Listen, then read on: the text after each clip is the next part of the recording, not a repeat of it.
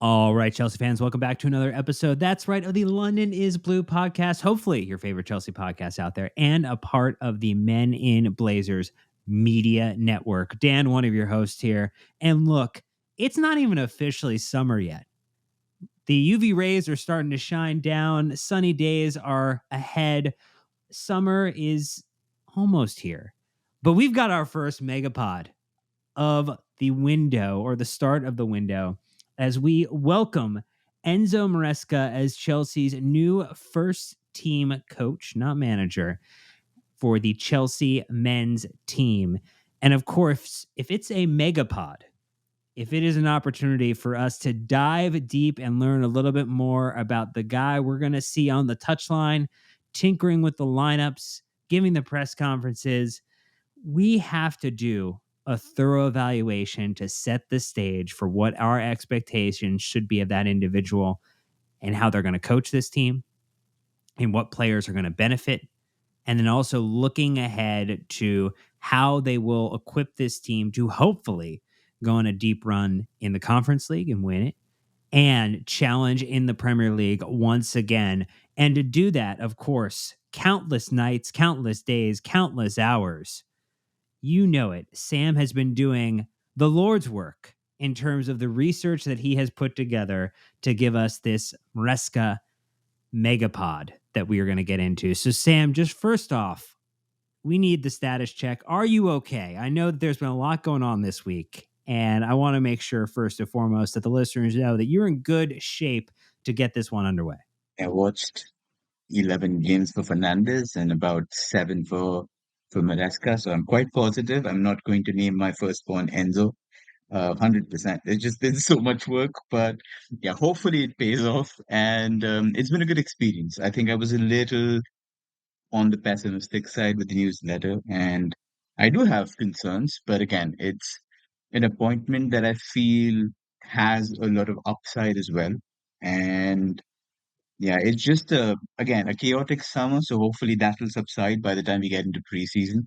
But lots to discuss. I mean, so much so that we've completely cut out the background and sort of talking about the person. We will get to do that maybe in future pods, but so much to talk about is football, and hopefully we'll try and keep it as nice as possible so everybody gets an insight as to what to expect come summer. Well, look, anytime someone comes in as the new Chelsea manager, regardless of the team, they get the backing. They get the opportunity to start almost like it is in college or in class. You start the semester and everything is good. And it all is going to go in whatever direction as your performance does. And so, the backing, the support, the individuals getting behind the manager, not just the players, but the organization of Chelsea, and then the supporters as well, home and away, will be there to give our enthusiastic support in the early days and hopefully be won over by the on pitch performance, which is going to be the most convincing and important part of what any Chelsea manager does. And we're going to get into all of that in this episode. Again, we've got the background of his style of coaching that he has. What does he operate with? We're going to take a look at how that is going to reflect in this Chelsea side, where there might be some upside and where there's going to be some challenges. And then we have plenty of listener questions that we are going to dig into as well. Before we do that, get the quick admin out of the way, which is, as always, thanking everyone who helps support the podcast. Will they do so with Apple or Spotify reviews and leaving 5 stars? We super appreciate those. You also can join us on YouTube, which has been banging over the past couple of days. The Ben Jacobs and Nick Verlaney collab talking about Maresca and the appointment has been doing quite well. So if you wanted to see the video version of that, jump over to the YouTube channel, subscribe, hit the bell icon to get notified, like and comment on the video. And on this one, you should say thanks, Sam, because he, again, watched a lot of games to make this happen for us. And then you can always hit up the wonderful Discord community we have. It's a free or paid option to help support the podcast.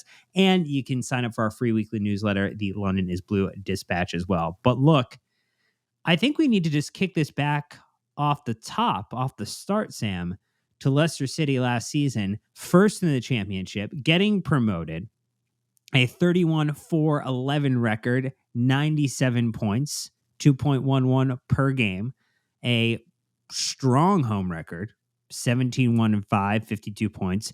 And additionally, not so shabby of an away record, 14-3-6, 45 points, scored 89 goals, very close to two a game.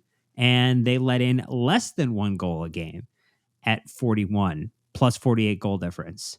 I mean, just on that, there's some really positive things. I know people have looked at the end of the season run versus how they started. So started very strong, finished a little rockier, but in general, one of the things that I was looking for is say, hey, hopefully you've shown a capacity as a manager that we are appointing to go win something. It's not necessarily a European trophy. It's not necessarily winning in one of the top flight leagues, but you could make a case that winning in the championship again is very difficult, and getting your team promoted, even if you do have a lot of holdovers from the Premier League season to season, that it is still an accomplishment, still something that he has on his CV. And that was something that not every one of the other managers being considered by Chelsea had on offer. And I completely agree with it. And in terms of just where maybe Mikel Arteta was when Arsenal hired him, he already has a head start because Arteta came straight off the assistant manager's job next to Pep and jumped straight in. I think that was the belief in terms of how well he could make the transition. Here, we've had a good sample size of about, I would say, 50 plus games where you can see his ideas, you can see what he's trying to do on a football field, and then obviously trying to do the tough task of imagining how it scales up to a better league with better players. I think that's the toughest job that the sporting directors have had in terms of trying to envision where he could take a better team with his ideas. And again, we have maybe just this blueprint to go with. So everything that we're talking about in this pod is based on how he set up Leicester. I unfortunately haven't been diligent enough, or I haven't had genuinely the time to go back to Parma and understand how their team was framed and, how their players were, where they were scouted from. I was very unfamiliar with the side. I haven't seen City's development squad, which won the title when he was in charge. So maybe I'm lacking a little bit of, not maybe, I'm definitely lacking a lot of insight there. But if he does change, then again, things will evolve. But if he does keep the same things, the same principles, then that's where the sport will take you in terms of how it could translate that. So yeah, I think he did a good job. I think ups and downs are always going to happen, especially in your first season. I'm still a little unconvinced by the numbers. We talk about 88 goals, 12 of them penalties. We had a lot of penalties as well, but yeah, lots of penalties in there. And again, in terms of shot quantity, they weren't up top. They were, I think, fourth or fifth. So they were a good bit of sides in the championship that took more shots than them. And that's what we're going to try and break down. Do the numbers reflect where they ended up, and how is that going to change when he makes it to Stamford Bridge, if he makes up to Stamford Bridge, because it hasn't been announced. But yeah, Dan, good job nonetheless, and great to have that sample size and obviously get some silverware on your CV. Well, and I think the thing is too, if you were going back to watch his Parma days, for those who are not aware, I mean, that was a relatively short tenure when we talk about the fact that it was 14 total games managed, 4 wins, 5 draws, 5 losses, a -3 goal difference, 18 scored, 21 let in, win rate of just about 29%. And so the majority of his matches that he does have a record for are very much reflective of his time at Leicester City. And that is the best thing that we can use as a guiding rod for us to figure out exactly how we should expect his idea, focus, his belief around what footballing principles are and how to implement them should come alive at Stamford Bridge and in this Chelsea side. So why don't we jump in to what his side, what his style is, and set the foundation for the rest of the conversation around how that is then going to come alive at Chelsea. Yeah, absolutely. I think we had the privilege of doing a pod together on the cup tie earlier on in the year, and we did see a lot of Leicester there. And then the ideas have been consistent throughout then in terms of now that I have a larger sample size to go with. So I'm going to try and condense all of what I've seen into as few words as I possibly can in concise sentences. So, yeah, basic game model playing style is a 4-3-3. Sometimes he's used a 4-2-3-1, but both of them are basically the same. It's the exact same principles. In possession, it becomes a three-box three or a 3-2-2-3 or a 3-2-4-1, however you want to call it. And everyone by now knows how that happens because there's been so much content about, his coach's voice video about inverted fullback. So essentially, one of the fullbacks joins the pivot, one of the pivots, and becomes almost like a defensive midfielder, while the other pivot progresses up the pitch and becomes an 8/10, while the other fullback on the other side will basically join in as an auxiliary centre back. So it becomes the third wide centre back, and that's how you make the 3-2 at the back. And the box that happens in between the base is with one fullback and one pivot, and the upper part of the box is your second pivot plus either your number 10 or your second eight. So that's how the midfield works. And in front three, it's a staggered attack, which is again, I think it borrows a lot from a lot of Spanish coaches. I watched Luis Enrique. He essentially relies on the same possession kind of model, positional model.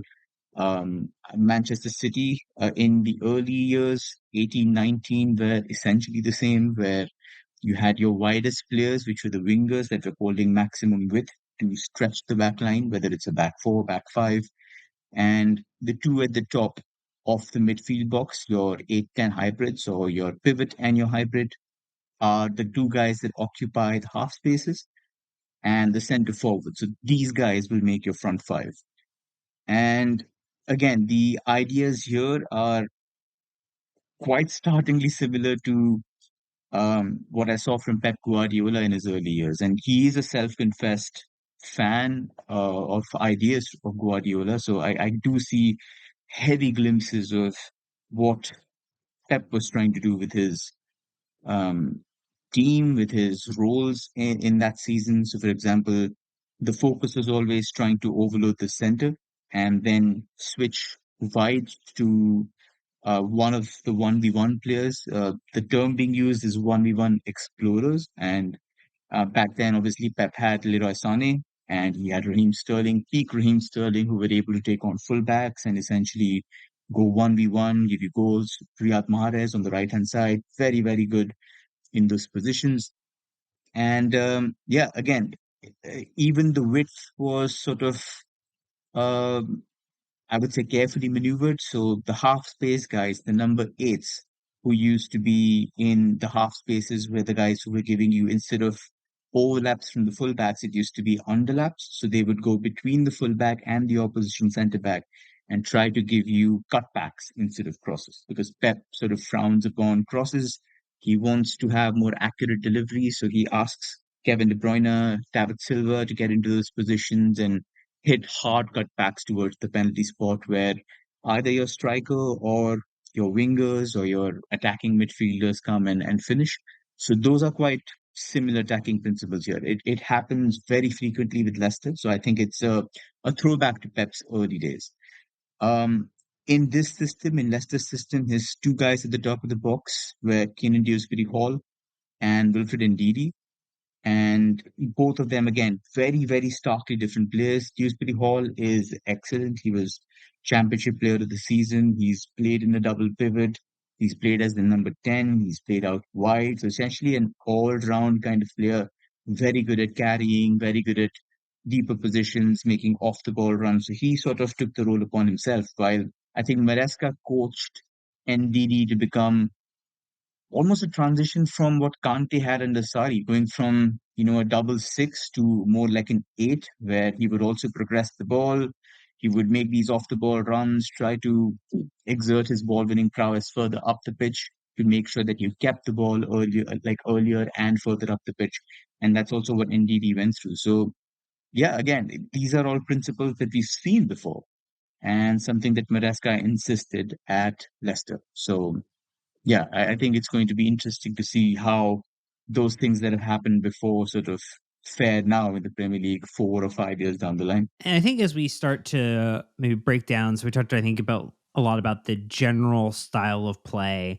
And if we start to maybe go from the top and then kind of work our way backward, but I mean, attack has been something that over multiple seasons, Chelsea has failed to string together. And you argue if you Thanos snap Cole Palmer out of existence, that this Chelsea attack would have been much more challenged over the course of the season. And so, as we look to next season, as we look to where Chelsea are going to go in the market over the summer, what are your thoughts about how Maresca's attack looks and what should we anticipate there? Because I think that, people will remember Jamie Vardy, and he had a chance to contribute again, unsurprisingly, as a part of Leicester's promotion back into the Premier League this past season. And I think that we'll want to think a lot about or reflect upon how much of that principle is going to be able to be executed with Chelsea and in the Premier League.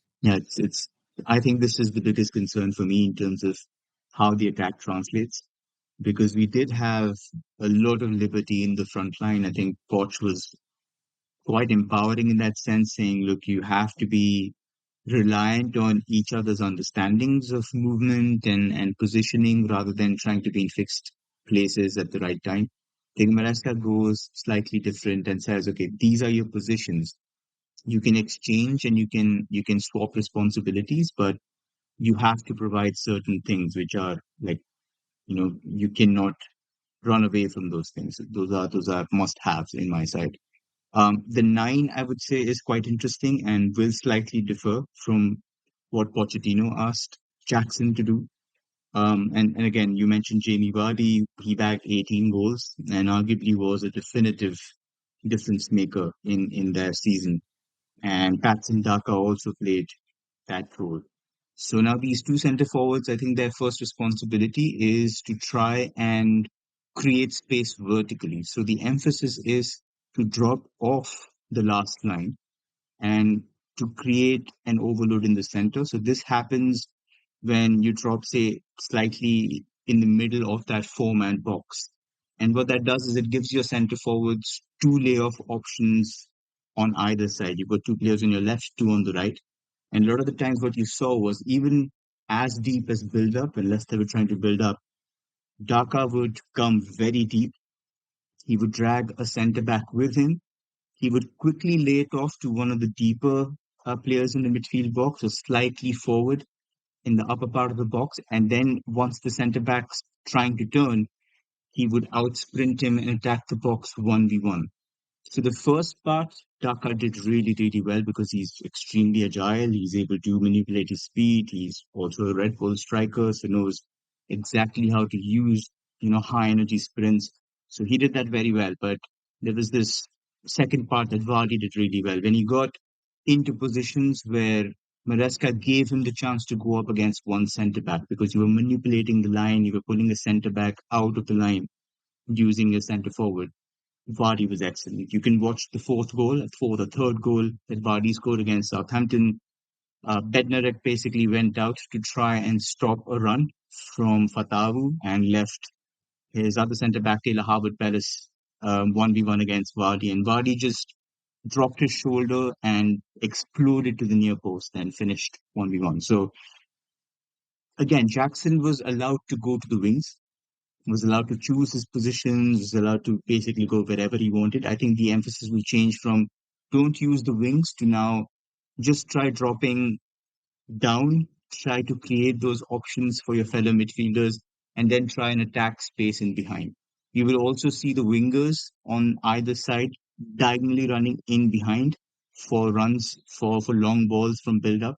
So Wout Faes, for example, or Yannick Vestergaard are very good at pinging long balls in behind the last line when one of those centre backs vacates the space. So I think that's how the number nine is going to work. And the entire idea of his attack is going to be how do you create a space in the middle of that box with one centre back? It's not going to happen. A lot of the attacking won't happen in settled possession. I think that's where Leicester struggled the most. but it'll happen in build up, almost like how De Zerbi plays. He wants the space to be opened up behind so you can attack it, and that's going to decide whether we manage to serve up the same number of goals or whether we again come up against teams that don't want to fall for that press, who don't send the centre back up behind the centre forward and just say, okay, you're going to sit back. We'll see what you do. Well, I want to talk about what happens when we don't have the ball, when we are out of possession, but we're going to do that right after our first ad break. So stay tuned. We'll be right back. So, Sam, we talked a little bit about what it's like when Maresca side, particularly Leicester, has the ball and what they're trying to do and accomplish when they are in attack. But when we think about defense, when we think about what Chelsea are going to do as it relates to preventing attack from trying to win the ball back, what are the instructions or what do you see as the tenets of his side when it comes to out of possession play? Yeah, I'm going to start off with the principles first, and then I will tell you why exactly I was so terrified that I wrote that newsletter.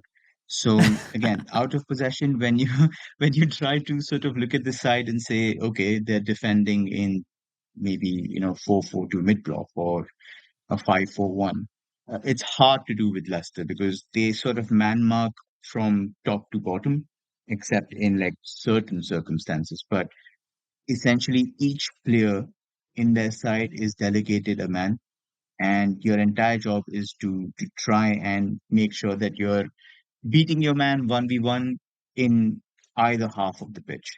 So it can get messy. You will see at times when you're trying to build out, it's a man to man press, but if the center forward drops to assist in build up, one of the center backs will be as high as like near the penalty box. Like that can be a little scary because you're so far away from your other center back that it becomes quite problematic to handle should a long ball find the right person. Now, in a positional system, you're allowed to swap roles. So, to give you an example, if your left winger goes to the number 10 spot, then in a positional system, the number 10 would swap to the left hand side, and both will do each other's responsibilities in those two positions. They're not going to continue to do the same thing. They're going to take care of the other person's responsibility until they swap back. Maresca does the same thing with man marking. You're allowed to swap markers, but the emphasis is on you deciding when to do it. So I think it's a coaching thing that he's told them in certain positions you can make the decision to switch. If you feel like it's too tough or if they're making movements where it's becoming uncomfortable for you to follow, then ask someone else to do it for a certain amount of time and see how that plays out. This happened against us in the FA Cup, where Cole Palmer and Malo Gusto on the right hand side were constantly confusing their left back, Callum Doyle, and their winger, Mark Didi. And at one point, both decided to talk and say, look, what Palmer's doing is he's coming inside and he's pulling the fullback inside and he's basically allowing Gusto to go 1v1 against the winger. So when the switch happens, let's make sure that our defensive player is tracking instead of the attacker having to drop back. So it didn't work for them, but they did try to communicate and make sure that that threat was neutralized. So that's the danger of man marking, that you can be manipulated, you can be pulled apart at will. Smart teams, which you will find in abundance in the Premier League, do it very well. I don't want to again be, doomsday prophet, but Marcelo Bielsa's Leeds did it in the Premier League in, I think, the 2021 season. They conceded the 14th most goals in the Premier League. They were seven short of the side that finished 20th that season. That was Sheffield United. So again, if that's failed and one of the fittest sides in the Premier League got pulled apart at will, how can you cope? Is it going to hold up? There are some adjustments he's made, which is great, which is asking one of the players to mark space with Harry Winks sometimes not having a marker, so he's just guarding zonally the space in between, which is a nice sort of tweak to have. But this is what sort of like terrified me a little bit because it's failed before. And I hope that he has a backup plan saying let's go zonal. But if he doesn't, and if it's found out, then that could be the first crisis that he faces. But the good thing is a man-to-man system gives everybody a responsibility, and there's emphasis on communication. You can't survive in a man-to-man system without communication, and the easiest thing is to know who fucked up.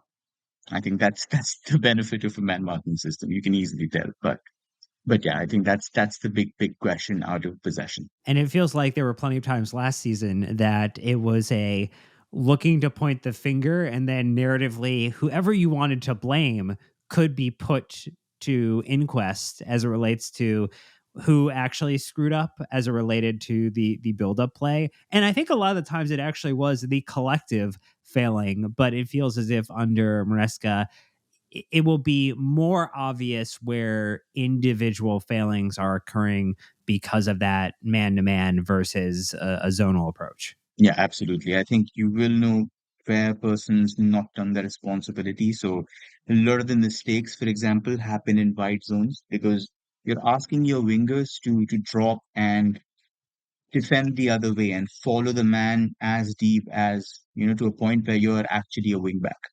And that happened a lot with Mavdidi. In some games, it happened with Fatawu, where both those guys had to be very deep and attacking fullbacks. So Archie Gray, for example, in the Leeds game, which they lost 3-1, was extremely attacking. So he was constantly bursting forward at every opportunity, and Mavdidi had to be alive to that.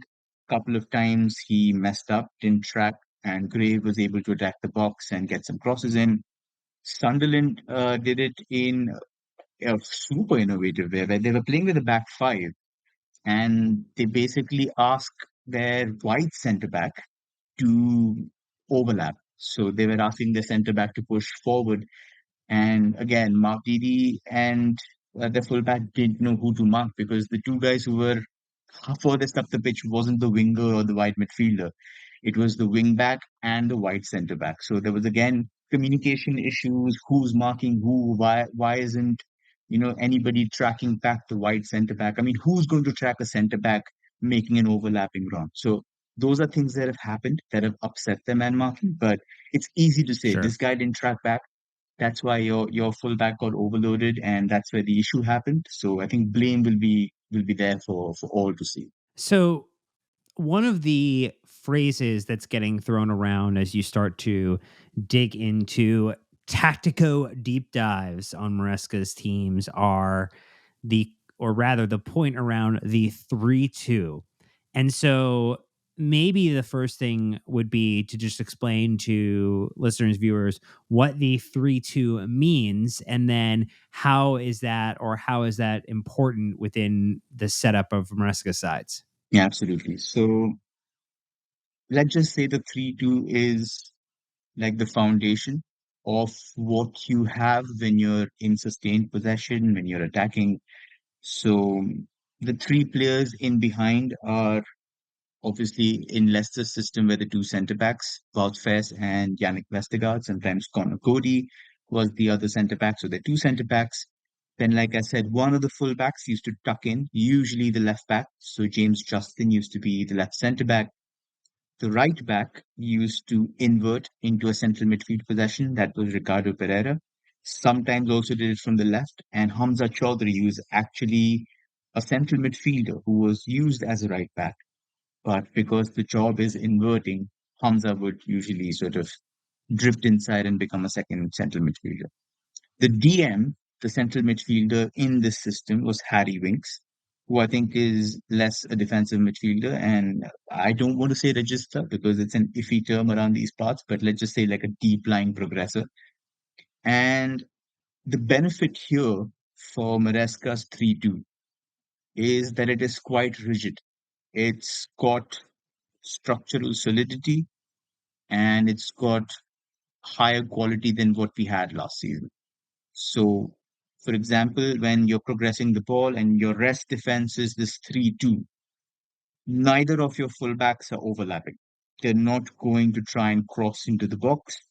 Their sole responsibility is to make sure that their markers are in front of them and they know what the next move is going to be and aggressively counter press, and make sure that they're denying any kind of space. So I think that's the advantage, that you're not committing extra numbers wide and you're actually keeping them central. To give, I would say, like, Winks is not athletically gifted. He's very good in the ball. He has some nice vision, and you might draw parallels to Enzo Fernandez here, but that extra presence in that central part gave him a little more freedom in terms of, yes, if I do fail, then I've got four other players who are structurally told to be around me to make sure that the ball isn't going to sort of go into a 1v1 and give you issues. Now, compared to Poch, where we also used the 3-2, there were injuries. We had Levi Colwitt at left back. We had three centre backs usually in the side anyway, because Alfie Gilchrist, Trev Chalobah played right back, Disasi played right back. So our 3-2 was three defenders plus Enzo Fernandez plus Caicedo. Now in Maresca's 3-2, there are four defenders, and there is, I would say, an Enzo Fernandez. So even in that part, you can say that there is qualitatively an improvement because you've got four defenders in that 3-2 whose first responsibility is to make sure that they're keeping it clean, winning your second balls, and recycling possession. This is perhaps why Pep and City started using four centre backs, sometimes five centre backs in their 3-2. They're not even using fullbacks anymore. Their fullbacks are centre backs. Nathan Ake, Josso Guardiol. Kyle Walker is an exception, but he's played wide centre back. So you can see the thinking there. How can you recycle possession and sort of like keep sustained possession? And that's what Maresca is also focusing on in terms of, can I have my defenders defending and making sure the attackers are getting as much supply as they can, a clean supply line. So that's what's going to happen. Somebody, I think, on Discord or Twitter asked, how is this different from Pep or Arteta? And I would say, like, it's the composition in that too. And irrespective of how you put the current pivot options we have, if it's Enzo Caicedo, if it's Enzo Cucurella, if it's Enzo Reece James, it's not comparative to a Rodri plus somebody or a Declan Rice plus somebody. It's just lacking in the aerial department. So if there's recoveries to make, and this is something Pep stressed on, saying that the hardest part about moving from the Bundesliga was to deal with second balls. We don't quite have the pivot to make it happen.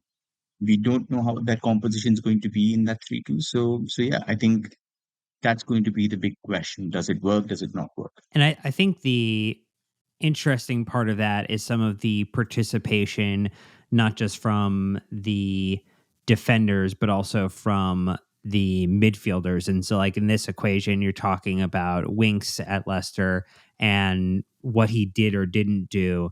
And so I think that, there has been this kind of question around, like, what does this mean for Caicedo? What does this mean for Gallagher if we keep him? What does this mean for Enzo? But what do you take away from how Winks was deployed as a part of this kind of midfield conversation? Yeah, I think everybody's sort of clocked on that that's how Maresca got the best out of him. So if you look at just Winks' positioning, just um, the influence he had on the side, it was clearly a system that brought the best out of him. So 94 odd touches over 90 minutes is great.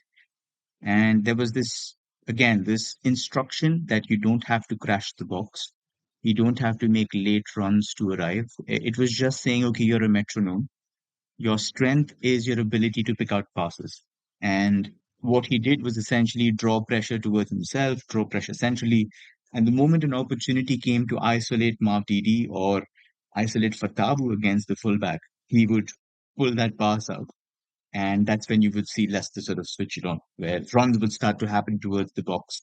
The fullback would try and get 1v1 and beat them and offer a cutback. And that's where the initiation happened. And Winks was key to that. He would not be the assist maker, but he would be usually the pre-assist spark, where he would try and create that kind of impetus to start an attacking move. And Enzo is arguably one of the best players in the world when he's super fit in those positions. He's a progressive pass machine. He can pull passes from every single zone. The first day of the season, I saw him on the right hand side and I was like, what is Poch doing? Because Enzo is clearly like stronger on his left. We've seen that at Benfica. And from the right, he produced the man of the match display where he was pinging passes at will, and he was pulling out options that nobody else could see. So again, if you give him that opportunity to pick out those passes, to keep the ball in that horrifically tight zone where there's so much pressure, there's counter pressing pressure, there's a lot of players trying to win it back because it's a very precious zone to turn the ball over in. Enzo is very good in those situations. He's press resistant. He's able to pick out options. He's even able to give you some nice assists. Joao Felix, if people remember, was a lovely, lovely pass. So I think there's a lot of excitement in terms of can Enzo thrive in this role? And apparently, going by reports, the sporting directors were also super impressed with Maresca's plan for Enzo Fernandez. And I think this could be it, giving him the Harry Winks position and saying, okay, do what you do best and don't box crash, don't have the pressure on you to score.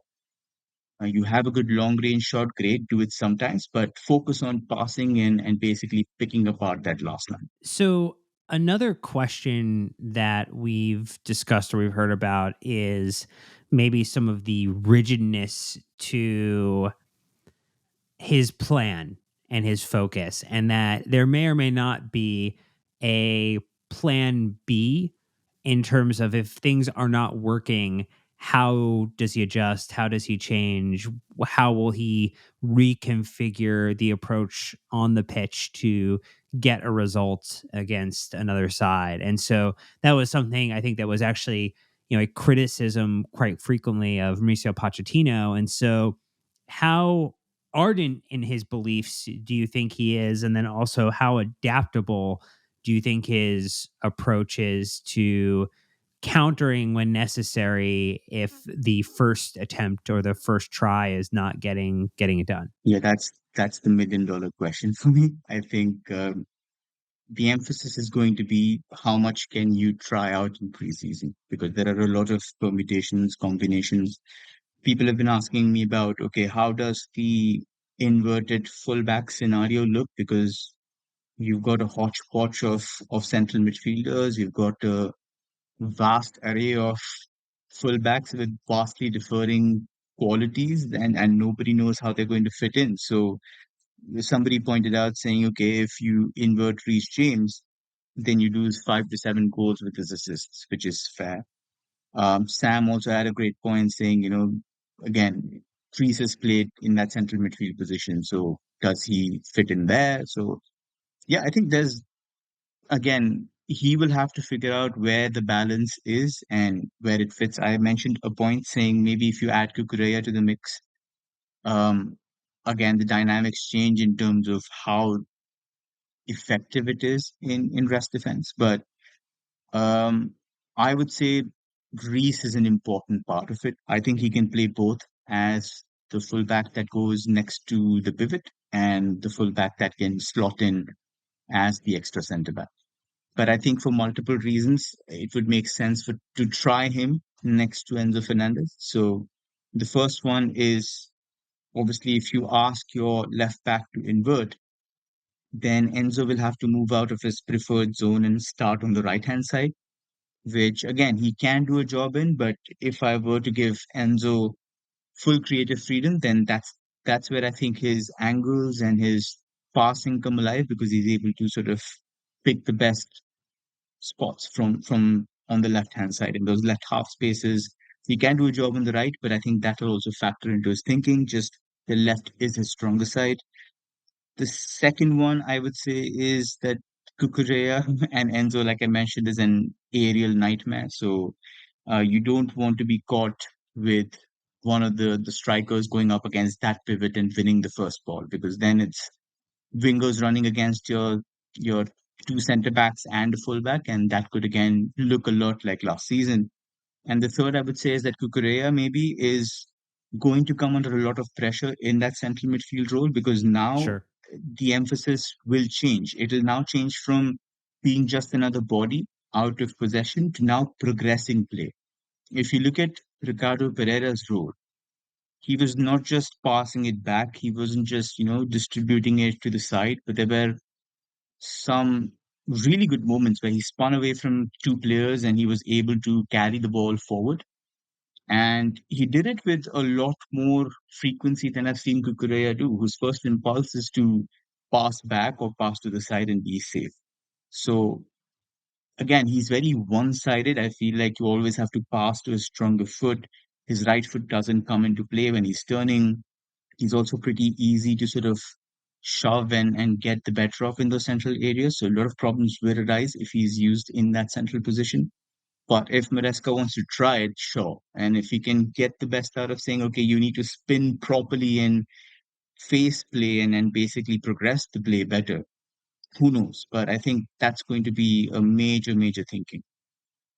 I'm also going to add a little controversy to the mix and say that there are Do it. some Do novel it. solutions.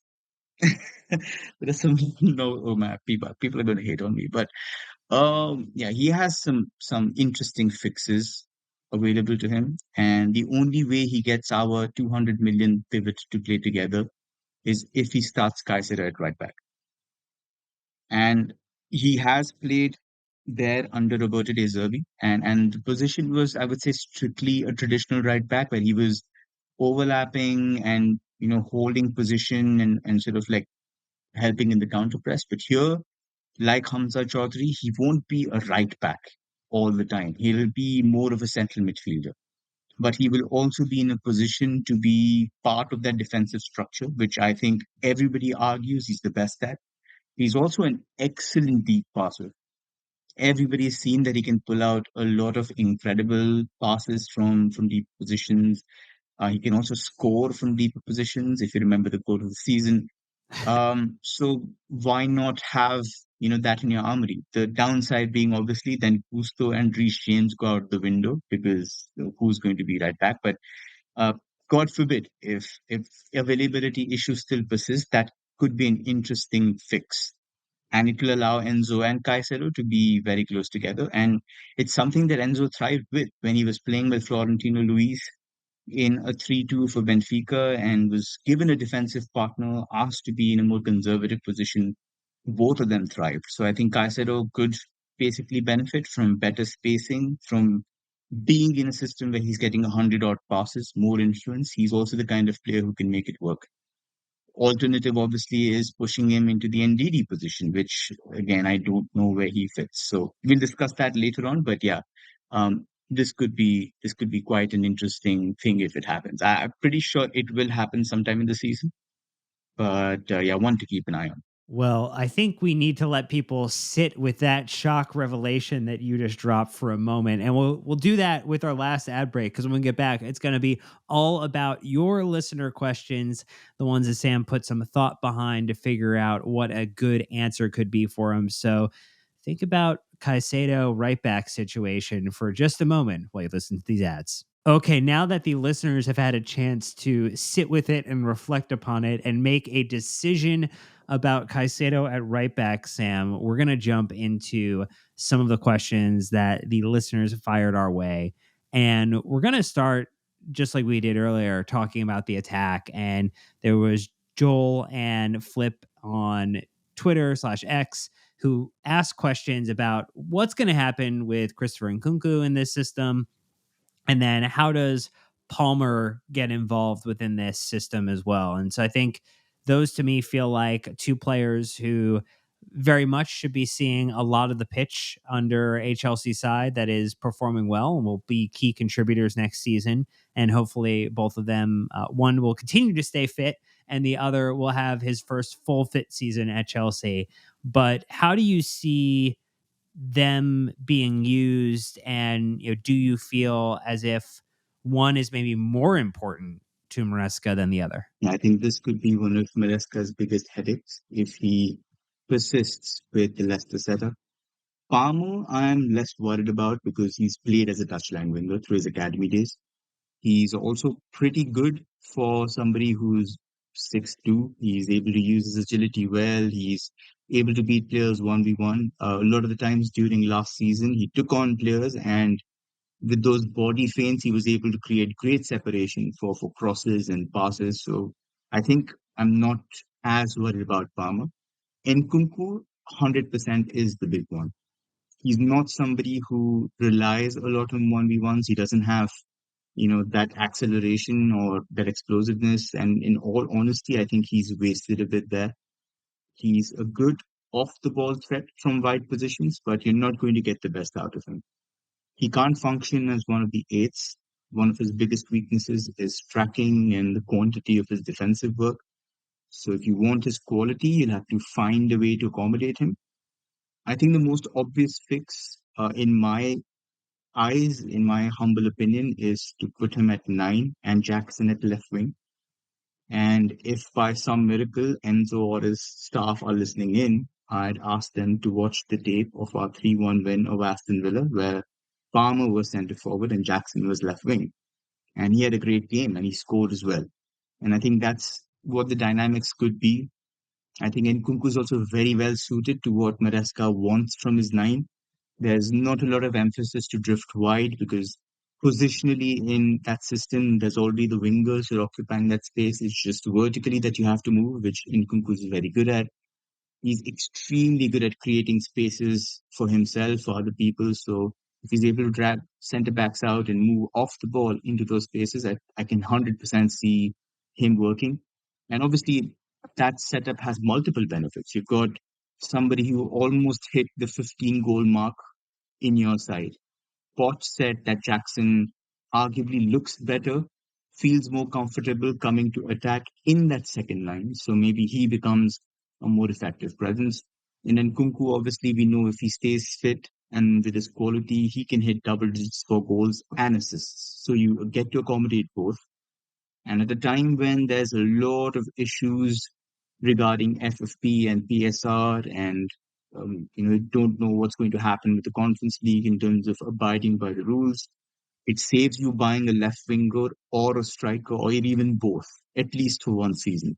So depth-wise, you can have Mudryk, Jackson, left wing. You could have Nkunku, Jackson at centre forward, Palmer right wing along with Sterling, Madueke. So there's, I think, a good mix of attackers there to continue and try to make an effort, unless obviously an irresistible deal like Michael Olise pops up. But other than that, I think it's a good cost saving venture. And I think profile wise it also fits well. It's not a perfect fit, but you can make it work. Obviously, the better option would be to find a new setup which suits all of them. Right. Maybe something with Palmer and Nkunku both in those inside forward positions and Jackson as the centre forward. I think those three together would be a great move. But yeah, we'll have to see. If the current Leicester thing sort of stays, then yeah, it's going to have to be shoehorned in. It's not going to be a seamless fit. You brought up the name, so I'm going to press on it real quick. How excited or how much would you prioritize the signing of someone like Olise to play in this system if you were giving the whisper into the ear to Winstanley and Stewart and Shields heading into this summer? I'm a huge fan. I think he's one of the best players in the Premier League without the shadow of a doubt. There are also some slightly controversial opinions which I will not air on a Chelsea podcast. So let's just say that I'm a really big fan. So um, my only issue is you do get him, and you do know that he does like certain positions, certain ways to play. He's again not arguably his best as a 1v1 threat. He's a lot like Palmer, where he likes drifting in and he's able to create. He's able to be a nuisance in a million different ways. It's just, can you find a setup that optimizes the best out of him? And again, if you had a system where he's going to be the number 10 and there's not going to be the kind of emphasis there is on a Maresca number 10, where you're, tracking your markers deep and you've had to make sure the defensive work is also a priority in whatever you're doing, then I would have said as a number 10, he makes a no-brainer for me. Keep Palmer on the right, get Olise in the center, keep Nkunku on the left, Jackson up front. That's your front four. That's an excellent front four if they all stay fit. So yeah, in my head, you can make certain dynamics work, but in this system, I don't see it. And that's going to be, I think, the question mark. How do you make Olise fit when you're already struggling to fit the guys that you have. So that also brings up this conversation, and this is coming on the back of news from Fabrizio Romano and others that Chelsea not likely to move for Victor Osimhen this season from Napoli, even though you also see reports that new head coach for Napoli, Antonio Conte, would love to work with Lukaku again. No surprise. What do we think about in terms of another striker? Are you still in the mind? And it sounds like Jackson is the guy to ride with next season, and you look to augment with a more experienced senior striker, or do you want to bring in direct competition for him, someone in a similar age and experience bracket? Well, I'm slightly, not slightly, I'm quite relieved that Osimhen's been ruled out. I don't think, at least in Maresca's system, he would have been a good fit. Again, I'm going by how he's played at Napoli. I'm also going by how much I've seen him at AFCON, and I don't think he's the kind of centre forward who would like this. Having to constantly play in tight spaces, dropping and making sure that he's exploiting space. Again, he's got two wingers who are inverted. So the more sort of 1v1 threats coming in to directly shoot at goal. They're not going to cross on your head. Very rarely do you see crosses from Fatawu or from Mark Didi for Vardy or Taka to head in. It happens very rarely. And if it does, it's sort of like ground level finishing. So again, you're not going to utilize the best out of him. You're going to pay God knows how much money to get him. So I think there are different alternatives there. You can get better fits. Sheshko is a very, very good fit. Again, somebody who's played in that role where he's happy dropping. He's got great link up play in tight spaces. He's better than Haaland at it now. I'm just going to put this out there, at least in terms of like ball manipulation in tight spaces. He's 100% better than Haaland. So he can work that role. He's also ridiculously quick. So if you want somebody to spin the centre back around and attack those spaces, he can give you finishing with either feet. He can give you great heading prowess. He can also add to set piece prowess in both the boxes, which is something that Bernardo Cueva will be very, very thankful for.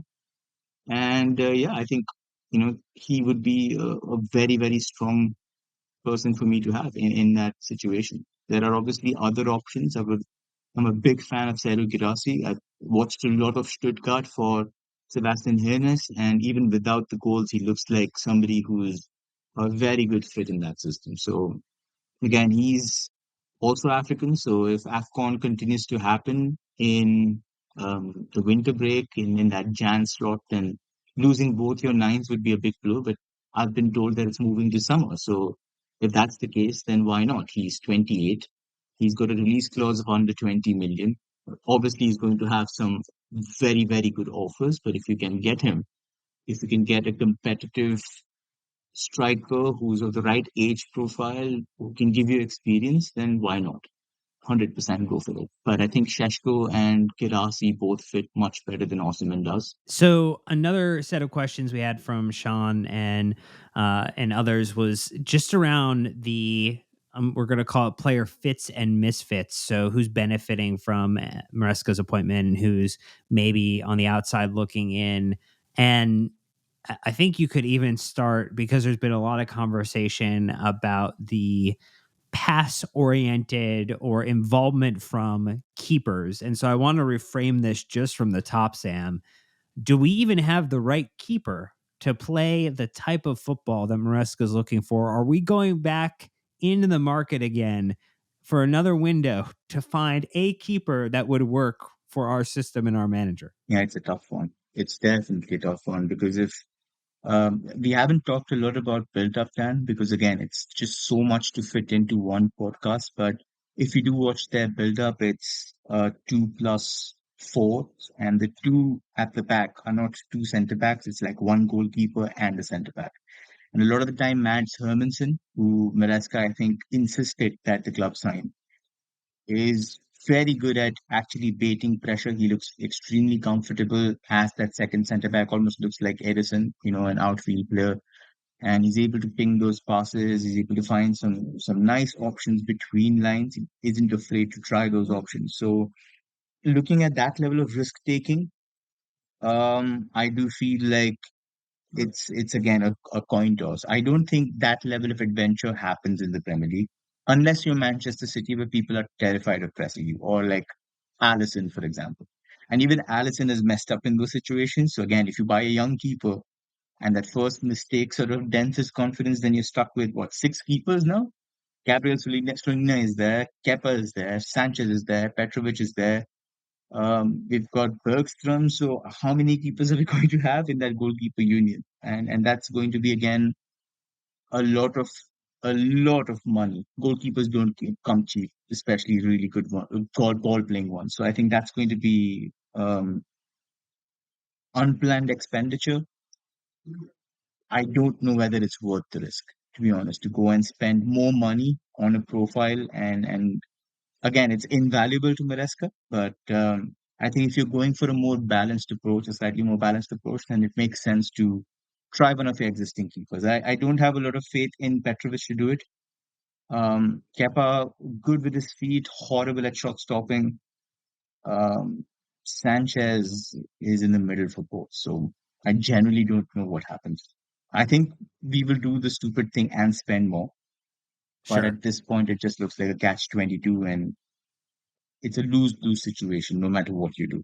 Well, that is one way to paint it. I do think there was the just so that you don't get flack for it. I think there was the Bettinelli erasure, and we have not forgotten about just good clubhouse guy Marcus Bettinelli, who will likely never see the pitch for Chelsea, but we cannot forget him in the conversation because boy oh boy, rounding out your lineup with a homegrown individual as your third keeper, always the right decision when it comes to squad building. I'm also going to add, Dan, sorry for interrupting you, but like there are rumors that Edison wants to leave. So I wouldn't be surprised if you go back to City and get him. Again, he's not the ideal shot stopper, but if you're looking at somebody who can play that role to a high degree, then he would be it.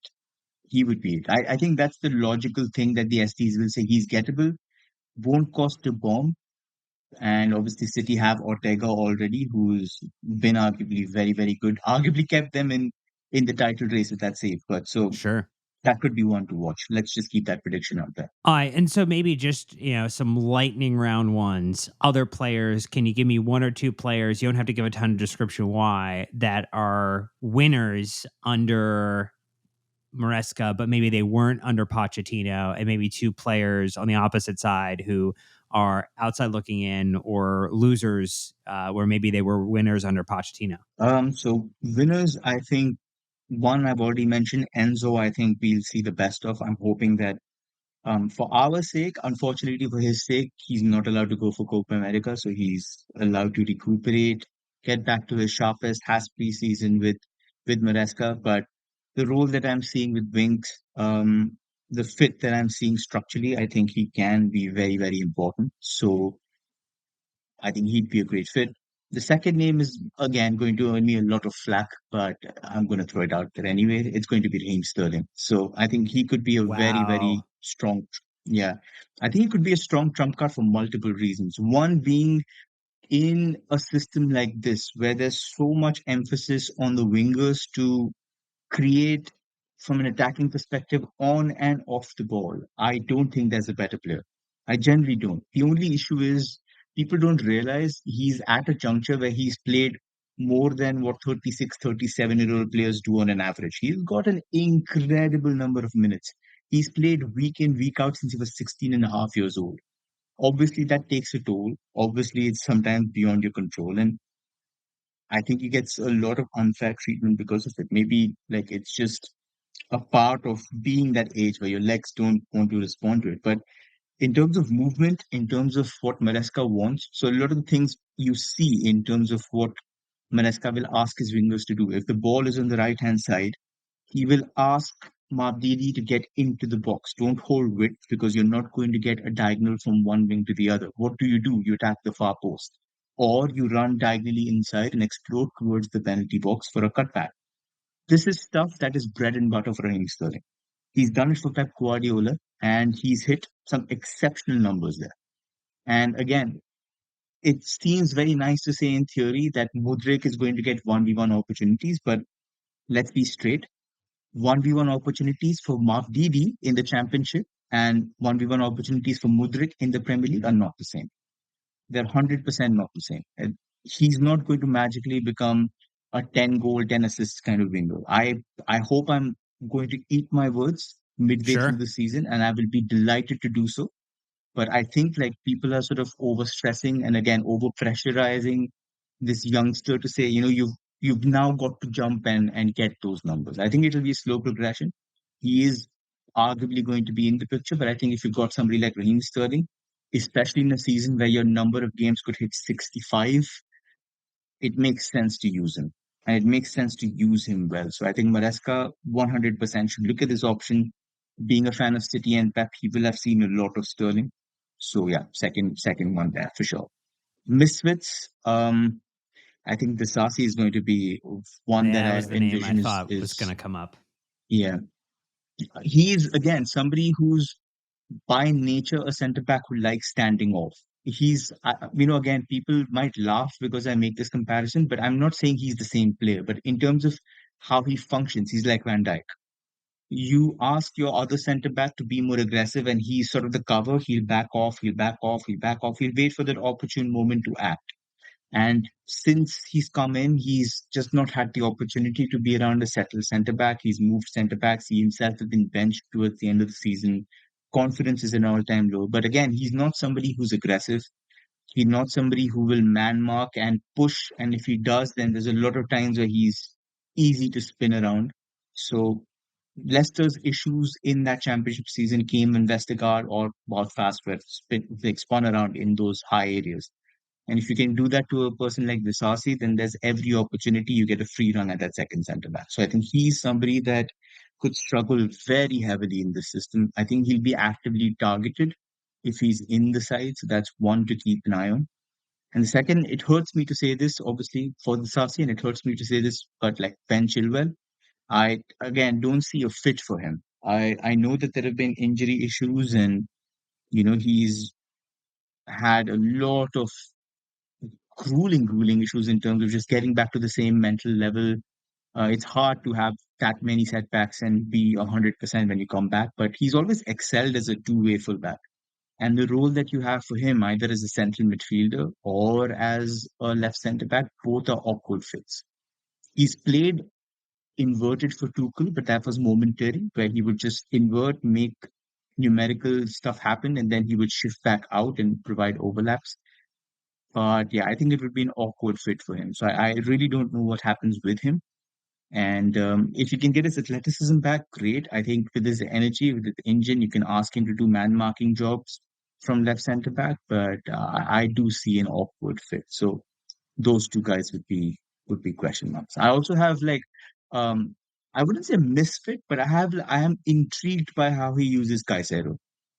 Maresca, if people don't know, like when they've seen Wilfred Ndidi, who's a ball-winning midfielder, somebody who's defensive-minded in nature. At Leicester, he was used almost as an 8-10, and the energy and dynamism was there. And having a strong presser, counter presser in the front five was quite helpful. It allowed Leicester to not just win the ball ahead of them and try to sort of counter press, but it also helped to have a player who can run back 40 yards like Conor Gallagher and win the ball back in difficult situations. So what in Belgium you call negative pressure, so pressure from behind is something that NDD provided. So if Gallagher is sold, and if you would want to preserve your out of position value in terms of pressing, in terms of structure, then I think it'll be interesting to see if Caicedo is used as an eight. It could be sort of like a Kante under Sari situation where questions are asked saying he's played so well in a deeper role. Why are you pushing him as an eight? But Caicedo has played as a box to box midfielder at Independiente. So he can shoot. He can go both ways. He's got the IQ for it. And he adapts very, very quickly. The question is, can he up his attacking contributions? So where does Maresca see his role is one question that I'll be asking. Tons of questions to ask, and I think the last one that we had from Techie and others was just around this idea of, does the training regimen that Maresca is going to employ, will it reduce potentially the injuries that we potentially were seeing? Xander kind of highlighting that Poch was known for grueling training sessions. I think in general, maybe the way that I would even reframe this a bit is that, do we think there would be, particularly under this, hey, we're going to look at appointing a new medical department, we're bringing in a new, new assistant managers, some of whom are going to own the training regimen. Lester had generally a very good health report card last season.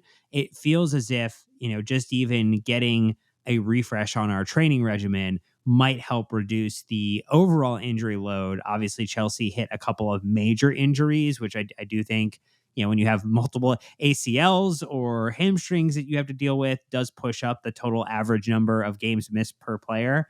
So, I mean, you're hoping for a couple of things, right? You're hoping catastrophic injuries don't happen at the rate that they've happened over the past couple seasons to Chelsea. You're hoping that improved training regimen allows for the reduction in some of these soft tissue or one game off injuries, and that you have a better connection between the coaching staff and the players and have the right amount of squad available so that you don't have to bring people back early and re-aggravate and re-injure individuals. That's my take on it. But do you have a different set of thoughts around if Maresca will potentially help reduce, by some way, shape, or form, Chelsea's injury woes? Yeah, I mean, as a non-sports scientist, I only have maybe like a journalistic view on this, depending on what I've read and what I've heard. So I will say that something struck me as quite interesting. So earlier in the Premier League, I don't know if it was Andoni Iraola who said this, but he said that Unai Emery's style of football ensures they don't get injured very often.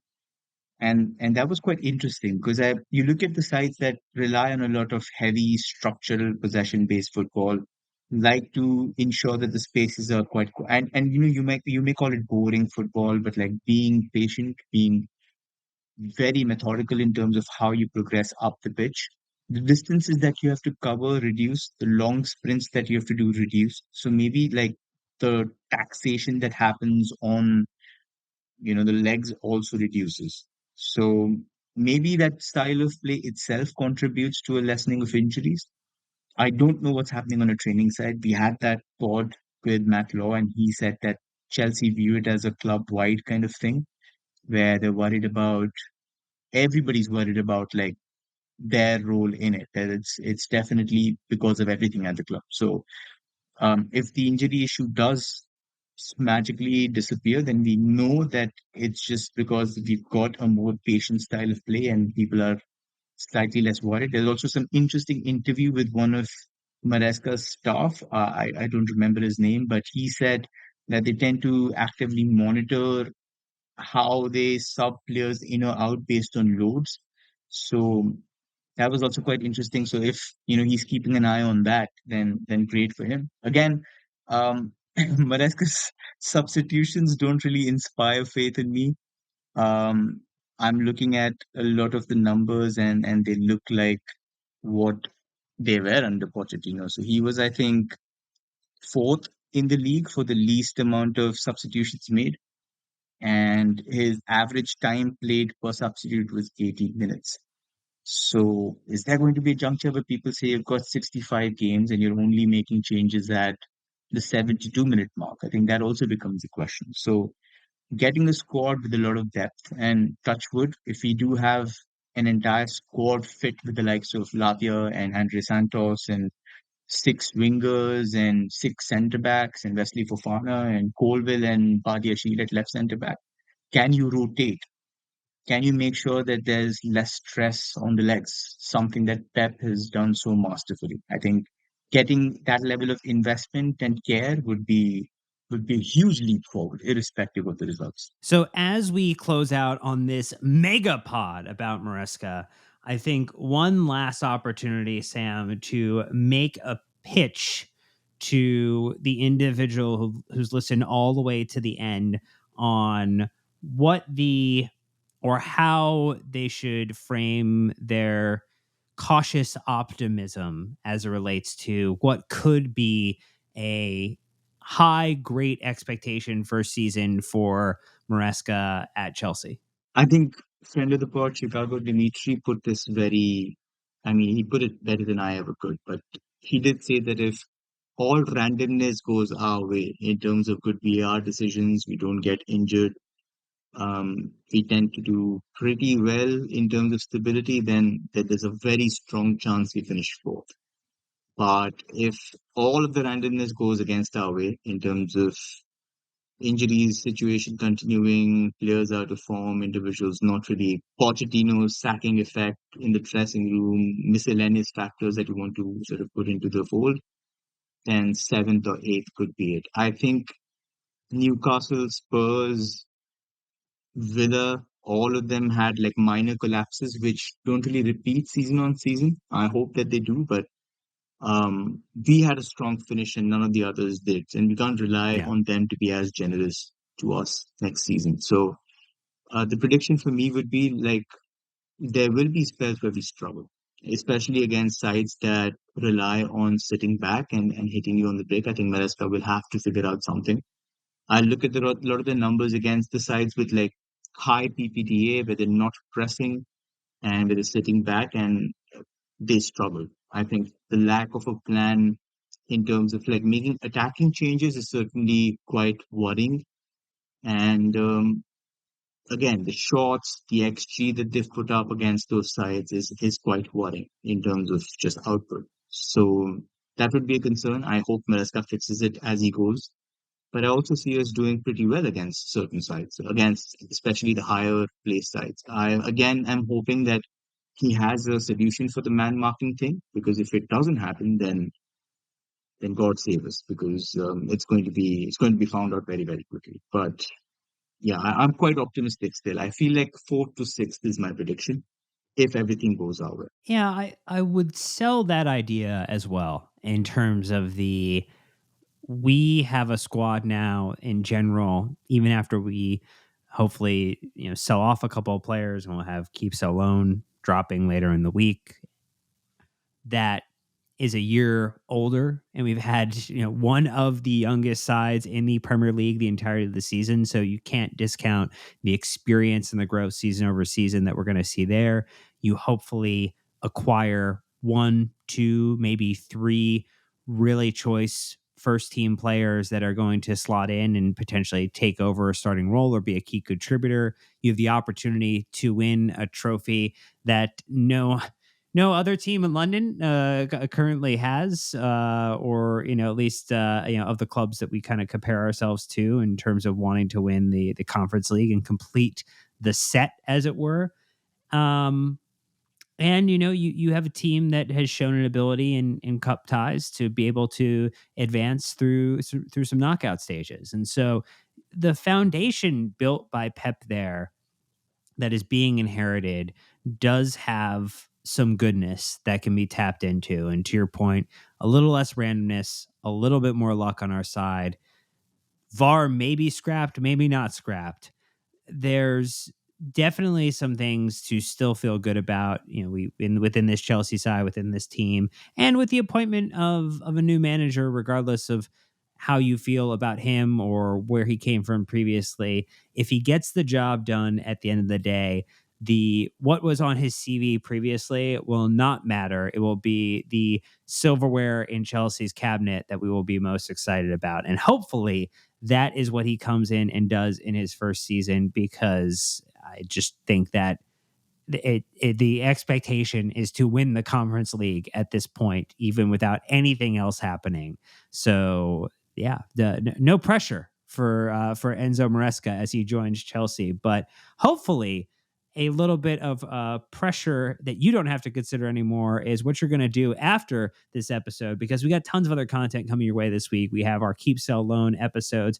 We have more season reviews. We got our Academy one unlocked. We have our women's team review of the last season under Emma Hayes that we got a chance to talk about, and so much more.